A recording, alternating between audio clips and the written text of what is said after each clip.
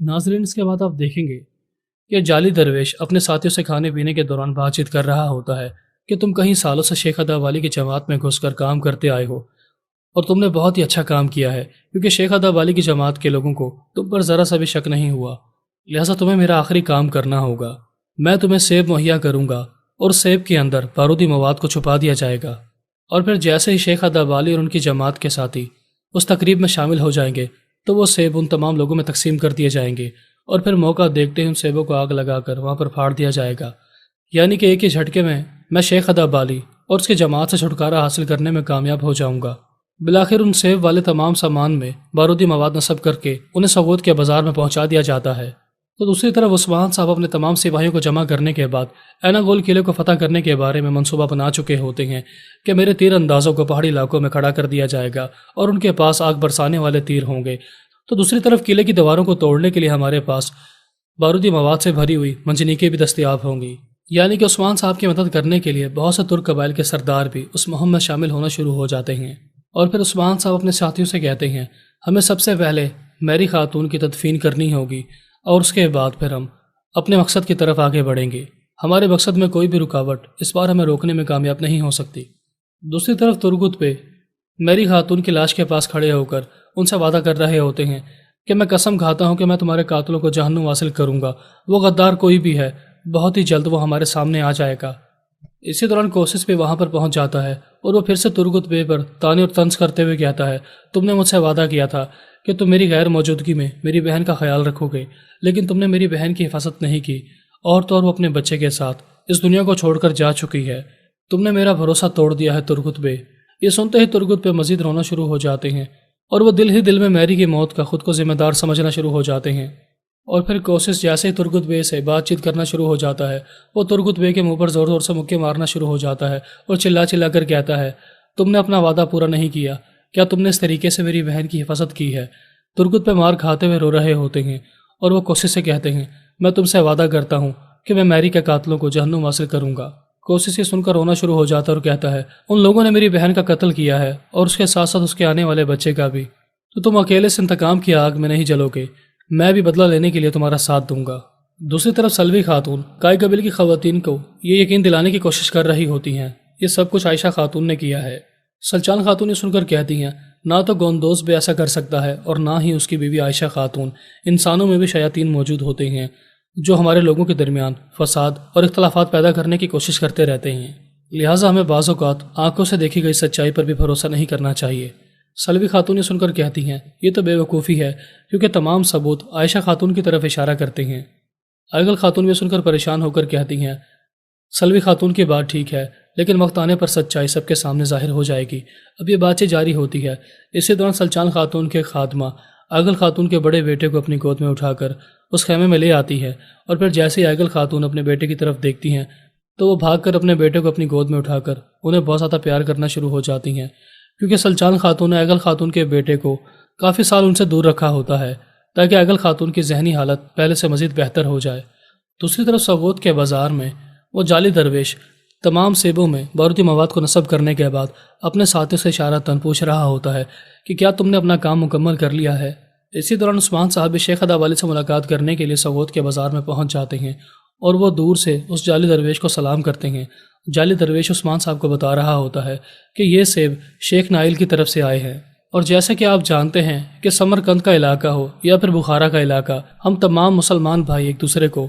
تحفے کے طور پر چیزیں بھیجتے رہتے ہیں تاکہ مسلمان بھائیوں کے درمیان پیار و محبت بڑھ جائے۔ بالآخر عثمان صاحب اپنے گھوڑے سے اتر کر ان سیبوں کو معائنہ کرنا شروع ہو جاتے ہیں اور پھر وہ شیخ ادا والی سے ملاقات کرنے کے لیے ان کی خانگاہ کے قریب بڑھنا شروع ہو جاتے ہیں۔ دوسری طرف ایگل خاتون اپنے بیٹے کو گلے سے لگا کر بہت پیار کر رہی ہوتی ہیں اور ان سے کہتی ہیں جب تم پیدا ہوئے تھے تو میں تمہیں پسند نہیں کرتی تھی، لیکن اب میں تم سے بہت محبت کرتی ہوں، لہٰذا میں تمہیں کبھی بھی خود سے دور جانے نہیں دوں گی۔ اور پھر سلچان خاتون اور ان کے بیٹے کو دیکھ کر ان کے حق میں بہت سی دعائیں کرنا شروع ہو جاتی ہیں کہ تم نے بہت سی تکلیف کا اکیلے ہی سامنا کیا ہے، اگر تمہاری جگہ کوئی اور لڑکی ہوتی تو شاید وہ اپنی زندگی ختم کر کے کہیں دور جا چکی ہوتی، لیکن تم میں بہت ہمت ہے ایگل۔ بالآخر جیسے ہی عثمان صاحب اس خانگاہ میں داخل ہو جاتے ہیں تو اخی برادری کے لوگ شیخ ادا والی سے ملاقات کرنے کے لیے اس کمرے میں داخل ہونا شروع ہو جاتے ہیں۔ وہ بڑی عزت اور احترام کے ساتھ ایک دوسرے کو سلام کرتے ہیں اور تحفے تحائف کا تبادلہ کرنا شروع ہو جاتے ہیں۔ اسی دوران وہ جعلی درویش بھی اپنے ساتھیوں کو اشارہ کرتا ہے کہ وہ بارودی مواد والے سیب شیخ ادا والی کی خدمت میں حاضر کیے جائیں۔ بالآخر دیکھتے ہی دیکھتے شیخ ادا والی بھی اس محفل میں شریک ہو جاتے ہیں اور تمام لوگ شیخ کو سلام کرتے ہیں اور سب سے پہلے قرآن کی تلاوت کی جاتی ہے۔ جیسے ہی اخی برادری کے تمام لوگ اس تقریب میں شامل ہو جاتے ہیں تو بارکر اپنے باقی ساتھیوں کو اشارہ کر رہا ہوتا ہے جو کہ درویشوں کا لباس پہننے کے بعد وہاں پر موجود ہوتے ہیں، اور وہ بارودی سیبوں کو چاروں طرف نصب کرنا شروع ہو جاتے ہیں۔ اور پھر جیسے ہی قرآن کریم کی تلاوت مکمل ہو جاتی ہے اور نصیحت کی باتیں لوگوں تک پہنچا دی جاتی ہیں تو پھر آگچہ درویش اس چرواہے کو پکڑ کر شیخ ادا والی کے سامنے حاضر کر دیتے ہیں کہ یہ انسان دل کا بہت صاف ہے، دکھنے میں یہ بہت ہی سادہ لو انسان لگتا ہے، لیکن دماغ کے اعتبار سے یہ بہت ہی ذہین ہے۔ یہ آپ کی خدمت میں حاضر ہو کر ہمارا بھائی بننا چاہتا ہے، اور یہ دینی اعتبار سے ہمارے لیے خدمات سر انجام نہیں دے گا، بلکہ جنگی اعتبار سے بھی عثمان کا ساتھی رہ چکا ہے۔ اور پھر آگچہ درویش کے کہنے پر اس چرواہے کی طرف سے تیار کردہ منجنیکوں کے سیمپل شیخ ادا والی کے سامنے رکھ دیے جاتے ہیں۔ شیخ ادا والی منجنیکوں کے سیمپل کا معائنہ کرنا شروع ہو جاتے ہیں۔ وہ آگچہ چرواہے کا یہ کام دیکھ کر بہت زیادہ خوش ہو جاتے ہیں، جس کا اصلی نام احمد ہوتا ہے۔ ایک طرف شیخ ادا والی اس چرواہے سے بات چیت کر رہے ہوتے ہیں تو دوسری طرف جعلی درویش کے ساتھی اس موقع سے فائدہ اٹھا کر چاروں طرف بارودی مواد کو نصب کرنا شروع ہو جاتے ہیں کہ جیسے ہی اس محفل کا اختتام ہو تو اس پوری محفل کو بارودی مواد کی مدد سے اڑا دیا جائے۔ بالآخر شیخ ادا والی اللہ تعالیٰ کا نام لینے کے بعد دستار بندی کرنا شروع ہو جاتے ہیں اور آگچہ چرواہے کی کمر پر اپنی دستار کو باندھنا شروع ہو جاتے ہیں۔